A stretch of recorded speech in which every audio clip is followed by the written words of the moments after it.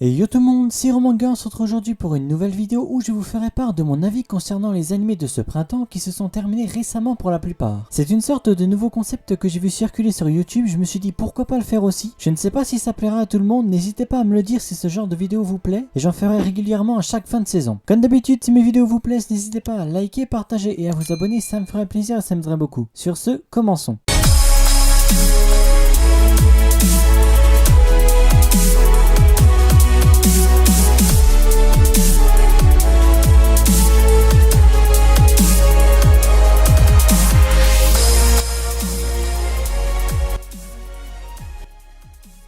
La saison 3 de Fruit Basket a été, on va se le dire, un énorme coup de cœur. Je crois que pour moi ça a été une des meilleures saisons de l'anime. Pour ceux qui n'ont pas vu, j'essaierai de spoiler le moins possible. Beaucoup de choses s'y sont passées, on a enfin eu la confrontation Toru-Akito, les OST ont permis de rendre ce moment mémorable. Des moments émouvants surtout entre Hatsuharu et Rin, un moment juste incroyable, le fait de voir la véritable face de Hatsuharu en a surpris plus d'un. Et puis les moments de Kyo et Toru, la vérité sur son passé, il lui a tout dit. On a eu droit à des flashbacks lui concernant. Pour moi, aucun des épisodes de cette saison a été superflu. Du début à la fin, ça aurait été une œuvre magnifique. Si je devais mettre une note, je mets sans hésiter 10 sur 10.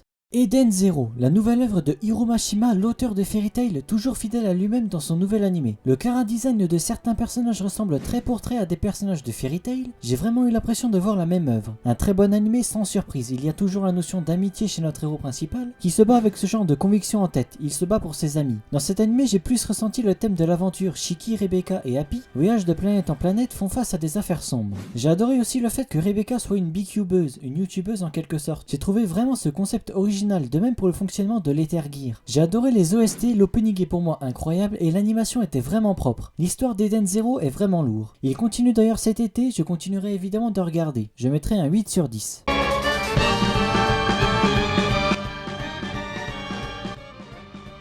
Shadow House, un animé que je comptais pas regarder de base mais son histoire m'a beaucoup attiré. Surtout au niveau des Shadows, on veut savoir pour quelles raisons leurs visages ne sont pas visibles, pourquoi ils dégagent de la suie, que sont les poupées vivantes. Plus j'avançais dans l'histoire et plus j'avais de questions. Et l'histoire prenait un très bon tournant. En plus de ça, il y a des Shadows vraiment attachants comme Kate ou encore John qui se distinguent de par leur personnalité. Et pendant l'épreuve de l'exhibition, beaucoup de choses sont arrivées auxquelles je m'attendais pas. Pas vraiment de combat mais l'ambiance que dégageait l'œuvre était loin de me déplaire. Je mets un bon 8 sur 10 également.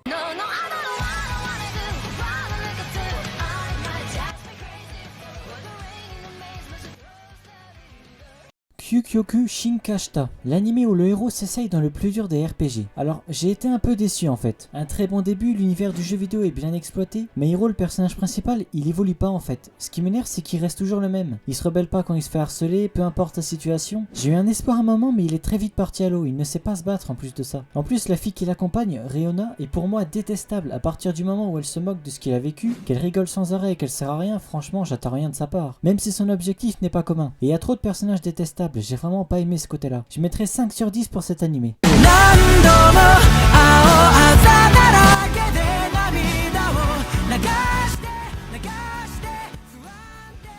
Tokyo Revengers qui continue d'ailleurs également cet été. C'est pour moi un des meilleurs animés de cette saison. Même si Takemichi ne sait pas forcément se battre, sa volonté de ne pas abandonner, de sauver Ina et Ultraman a été vraiment admirable. Sans parler de Maiki, Draken, Mitsuya et j'en passe qui ont un flow incroyable. Ce que j'ai trouvé le plus stylé surtout, c'est le fait que Ultraman ne s'en prenne qu'aux gangs adverses et non aux civils. Ça donne un côté bon cœur que j'ai beaucoup aimé. Les combats de Maiki et le flow qui dégageait, c'était juste incroyable. Le prochain arc a l'air insane aussi, vivement la suite. 9 sur 10.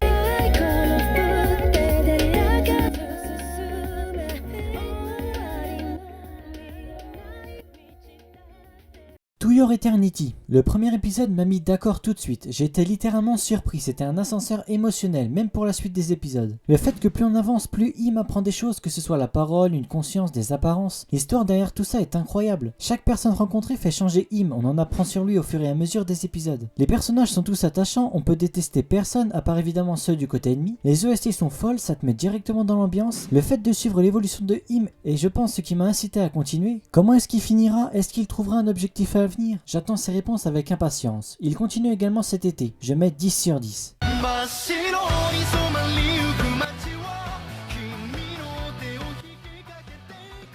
Mashiro no Oto, un animé vraiment chill où le personnage principal joue du shamisen et qui m'a d'ailleurs fait aimer son instrument. Setsu évolue épisode par épisode surtout grâce à ses nouveaux amis, il essaye de comprendre ce qu'il doit réellement faire, sa vision des choses va changer, ce qui va lui permettre de s'ouvrir à un monde auquel il ne connaît pas. Une fin assez amère, j'avoue, je m'attendais à quelque chose de plus joyeux. J'admets avoir été brusqué par ce qui s'y est passé, mais le thème de la musique étant le thème principal, il a été très bien mis en place et la musique était loin de manquer. 7 sur 10. 86. J'ai vu cet animé une fois fini, on m'a conseillé de le voir et c'est vraiment un de mes plus gros coups de cœur de cette saison. La différence de traitement entre les Alka et les 86 a au final une certaine incidence dans leur monde, le fait qu'ils soient traités de porcs tout en recevant des insultes au quotidien, malgré ça, ils n'abandonnent pas leur combat grâce à des personnes chères à leur cœur. Ils ont le courage de continuer malgré la fin qui les attend et les cadavres sous leurs pieds. Ils font un sacré mental n'empêche. Et l'héroïne principale essaye de changer tout ça par tous les moyens, ce qui lui a donné un côté admirable. Aucun épisode inutile, à chaque fin on veut voir le prochain, au vu du cliffhanger qu'on a. En plus l'ending est clairement le meilleur de cette saison avec celui de Tokyo Revengers. Là je suis formel, impossible de changer d'avis. Je mets clairement 10 sur 10, il le mérite amplement.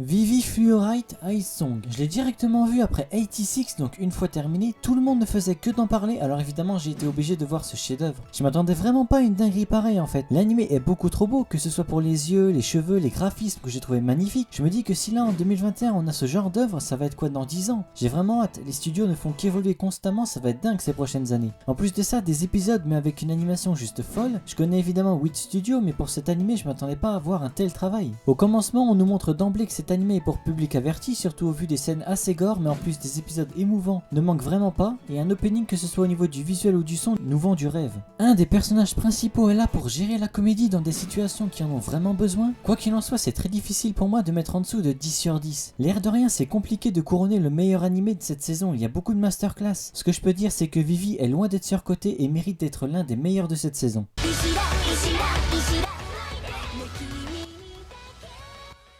Ijilanaide Nagatoro-san. Celui-là a fait pas mal polémique au niveau du harcèlement, mais c'est en suivant les épisodes qu'on se rend vite compte que leur relation ne reste pas celle du début. Il y a une grande évolution entre Naoto et Nagatoro, j'ai trouvé que leur romance a été vraiment bien mise en place et par moments l'ambiance change d'un coup pour passer à quelque chose de vraiment mignon. On voit que les deux ressentent quelque chose l'un pour l'autre, leur relation ne stagne pas et n'a fait qu'évoluer. On sent un sentiment aussi de complicité et au final Naoto aime la compagnie de Nagatoro et la considère comme une amie. En plus de ça, on suit un personnage assez timide, renfermé et sa rencontre avec Nagatoro lui a permis de s'ouvrir plus au monde et ça c'est vraiment cool. Perso j'ai beaucoup aimé, je mettrais 7 sur 10.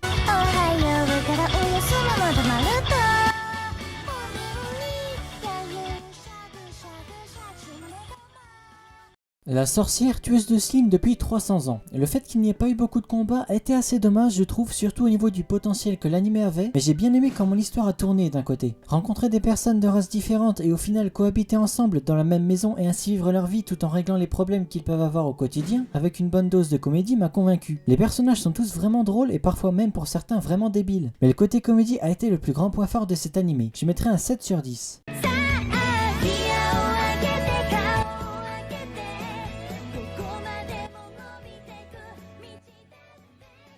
Super Cub. Ce qui a primé sur cet animé, c'est l'évolution de Koguma. Depuis qu'elle a son cub, elle a changé petit à petit, s'est fait des amis qui ont les mêmes passions, reprend goût à la vie. Le fait d'avoir une passion dans la vie peut tout changer et j'ai trouvé cette thématique vraiment cool. On peut pas dire que Koguma n'a pas évolué, elle n'a fait que ça. Elle ne s'est pas contentée de sa vie d'avant, elle a décidé de changer. Je trouve que c'est un exemple à prendre, se trouver une passion peut vraiment tout changer. Un bon 8 sur 10, j'ai vraiment aimé tous les épisodes.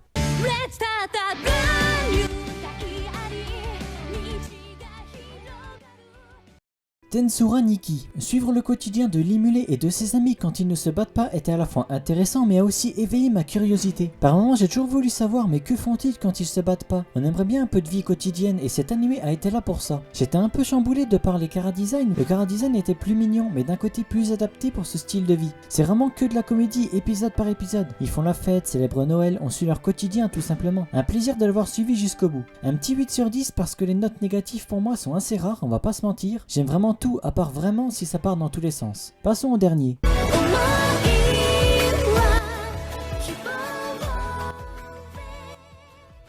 The Saint Magic Power is omnipotent. Une bonne découverte de saison. De 1, j'ai beaucoup aimé le fait de retrouver une femme en tant que personnage principal dans un isekai. Je trouve qu'il y a quelque chose en plus, ça se limite de moins en moins au cliché homme-harem, ça c'est cool. Le pouvoir de Sei ne se limite pas au pouvoir d'autres isekai, c'est un seul unique pouvoir assez original. En plus de ça, le métier qu'elle entreprend dans ce nouveau monde n'est pas commun. Pour une fois, le personnage n'était pas désigné en tant qu'aventurier et ça fait du bien de voir que le concept commence à changer petit à petit et qu'on commence à voir du nouveau. Pas énormément d'action, c'est vrai, mais la suivre dans un nouvel environnement qu'elle ne connaît pas, avec en plus une romance naissante, a été un plaisir à suivre. Un isekai plein de nouveautés et qui ne se limite pas aux clichés. J'espère en voir de plus en plus au fil des années. Un bon 7 sur 10. Bon et bien voilà, nous arrivons à la fin de la vidéo, j'espère qu'elle vous aura plu. J'espère que le fait de mettre beaucoup de notes positives ne vous a pas gêné. Il y a peu d'ennemis que je déteste vraiment. Je pense parler un jour de ceux que j'aime pas pour que vous fassiez une idée. Comme c'est peut-être un concept que je referai pour chaque saison, n'hésitez pas à me conseiller en commentaire si je dois rajouter quelque chose ou autre, si vous pensez qu'il manque un truc. N'hésitez pas à liker, partager et à vous abonner, ça me ferait plaisir, ça m'aiderait beaucoup. Sur ce, moi je vous dis à plus pour une prochaine vidéo.